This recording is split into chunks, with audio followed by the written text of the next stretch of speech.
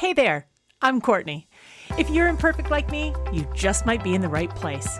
These pod bits, well, they're just me working through the ups and downs of life. Along the way, I'll remind myself and you that no one has it all figured out and that together we can do this thing called life, one chat at a time. Hey, is this a good time to chat? I want to talk about expectations. Specifically, how when my expectations are not met, I am quick to point fingers of blame toward others. But how I really know, like really deep down in my gooey nougat center, I'm responsible for them. Let's look at the definition of expectation. A strong belief that something will happen, a belief that someone will or should achieve something. Beliefs. If my beliefs are rooted inside of me, then why am I so keen on placing responsibility for them on others? My dad has always said, the source of all dissatisfaction is unmet expectations. For me, that makes complete sense. The only way I can be disappointed or dissatisfied is if I had a belief or an expectation that there would be a different outcome. The space between what I thought would be and what actually happened is where my dissatisfaction lives. Now, I know some of you have already dug your heels in on this. This is why I don't have expectations. When I have no expectations, I'm never disappointed. Oh, that's so cute. But I'm not buying it. For those of you claiming to live an expectation-free life, your biggest challenge must be managing all of the satisfaction, reward, contentment, and joy in your days. Your faces just must be hurting from smiling so much. For me, a human being who does experience a disappointment, dissatisfaction, and discontent in my days, it's clear I have expectations, and they're often not met. The idea that I might live a life of no expectations is laughable at best, and I believe it's probably impossible. In my life, expectations wear different costumes. I have personal expectations, like related to my goals, my aspirations, and my own behavior. If I didn't, then why would I spend so much time in the mental space of, you should have known better, Courtney? I have interpersonal expectations related to how I believe others should behave or respond. These expectations drive my reactions to others' imperfect humanness. They fumble, and I mentally say, wow, they are really doing life wrong here. I have societal expectations and ideas about how the world around me should operate. These expectations drive my voting choices, my willingness or unwillingness to obey the law. I mean, hey, I have to admit, I have a lead foot sometimes when I'm driving.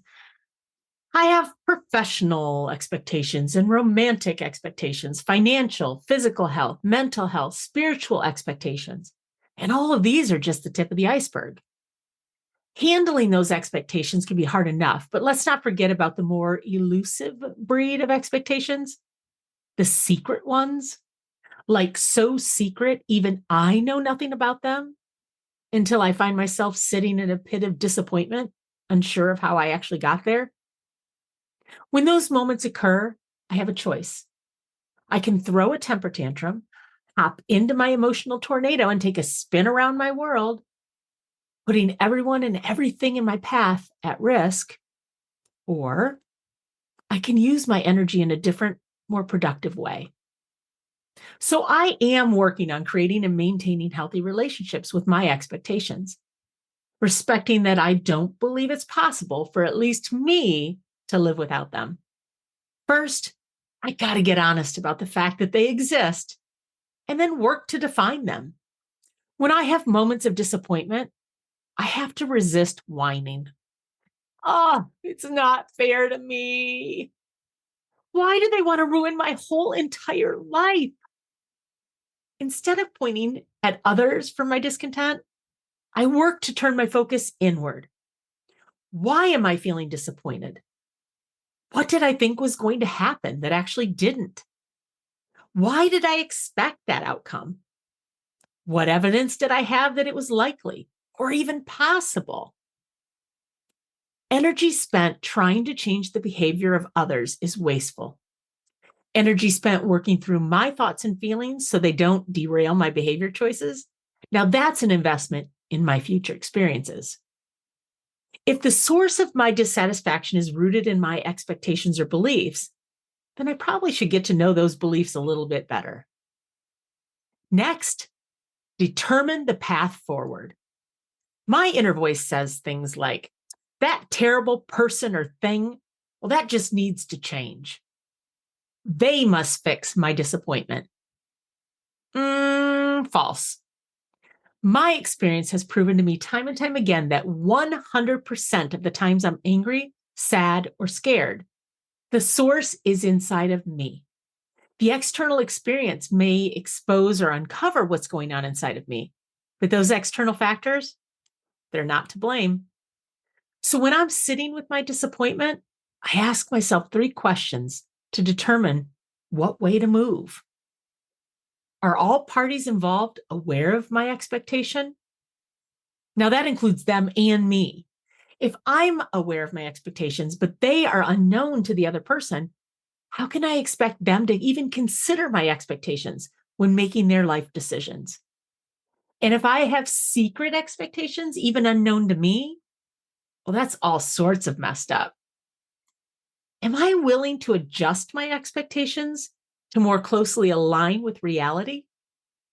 If I have an expectation that the person is either unable or unwilling to meet, doubling down on it could really be setting myself up for continuous disappointment.